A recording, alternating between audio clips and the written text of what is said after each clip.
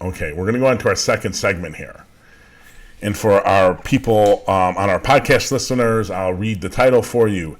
It's a Sun-Times article. Chicago police retirements this year already top all of 2018. Could end up among the highest ever. Okay, that's good. Now, I doubt they know what the highest ever is or could document it. I'm sure the FOP is going to tell them a number, but I doubt they actually have that data. So, is this a surprise to anyone? Every time you see accountability being put in or a push for accountability of the police, you see retirements go up. People want to deal with it. There's this imagination, this groupthink within the within the police department, police officers in general, in that culture, that the world's out to get them. And you don't understand, and there's always some nuance to wiggle their way out of any accountability. But remember, there's no wiggle room for people they arrest. That's not how life works. Anyways, so of course, consider what happened in 20. The unrest, the calls for racial justice, the calls for police accountability, the calls for this community commission, and these retirements were coming because they didn't even like the response to Laquan McDonald's murder, which many of them don't even think it was a murder. So this has been brewing. Now, the question is this bad for the Chicago Police Department? In the long run, it is not. It is not. Consider that the police department, as broken as it is, has not mandated regular yearly updated training for its officers in person, not through some video they can watch at home or through some roll call video they watch in roll call. But they have not mandated in-person refresher training since these guys left the academy. You can opt into things. You can get crisis intervention training, CIT training. You can opt into getting taser training. You can opt into getting the rifle training. They're just now, after the Laquan McDonald case and the civil rights investigation of the Department of Justice and the consent decree, they're just now putting in mandatory refresher training. So the question would be, ladies and gentlemen, are we better off with older cops who have gone 15, 20, 25 years, well, they're all over 20 probably if they're retiring, leaving the department poorly trained. They haven't been trained really in anything in 20 years, most of them. Are we better off them leaving and bringing in a new crop that theoretically, possibly, are better trained? The answer is yes. Now, the reality is this mass of retirements is actually a good time to pivot those resources into building up alternative responses and taking huge numbers of the calls for service, the calls to 911 for police services, away from the police department.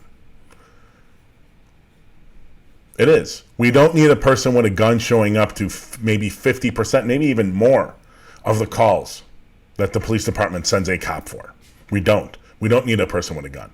At a bare minimum, some of those should be maybe co-responded, but the vast majority should not have a person with a gun. They shouldn't. It's just the bottom line. Now, will Lightfoot do it? Absolutely not. Absolutely not. They are just starting testing some mental health alternative response, crisis response. Just starting the test. Why do they need the test when crisis response has been going on? Cahoots program, you can look it up in the archives here. Ebony and Tim from the Whitebird Clinic. Tim is head of consulting. Ebony's running the Cahoots crisis intervention on the street training right now. Not the training, running the program right now. That's been going on 30 years, 30 plus years in Eugene, Oregon. We don't need a test. We need implementation. But that is not in Lightfoot's agenda. She's too tied to policing. Despite the rhetoric from her as head of police board, despite her rhetoric from the head when she was head of the Office of Professional Standards, her rhetoric from the Police Accountability Task Force, Mayor Lightfoot is nothing like any of those people. So this would be a perfect time to pivot those resources, move them, build up alternative responses.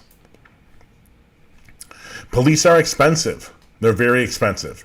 The alternative response could be cheaper, and it could have much better long-lasting impact than policing is. Now, you hate police. No, I don't. I hate bad cops.